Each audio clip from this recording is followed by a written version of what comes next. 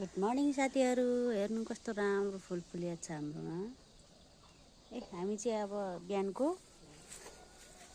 हामी फर्सीको मुन्टा टिप्न गइरहेछौँ। तपाईँहरूलाई पनि चाहिन्छ भने भन्नु है, ताजा ताजा अर्ग्यानिक।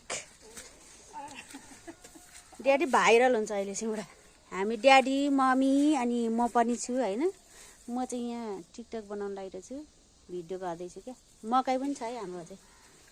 यहाँ हाम्रो मम्मी चाहिँ कि पुरा मुन्टाको मुठा बनाएर हाम्रो काँक्रा चाहिँ खै कति फलेछ। काँक्रा चाहिँ खाइसक्यौँ है हामीले चाहिँ नि, किनभने अब खान मन लाग्छ कि छेउमा। हाम्रो चाहिँ बिहान र बेलुका यस्तै छ होइन। तरकारी बारीमा जाने यसो रमाइलो। यो चाहिँ फल्ने खालको फर्सी हो। यो फलेको कि छैन खै हेरेकै छैन। यो फर्सी नि फलेर चाहिँ यहाँ कस्तो राम्रो फर्सी फलेछ फेरि। देख्नु भएन होला तपाईँहरूले, ल हेर्नु।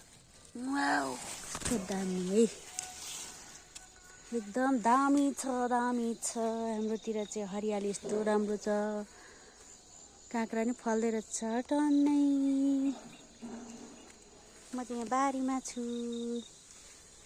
यहाँ तरकारीको अर्डर आएर तरकारी टिप्न लागिरहेको छु।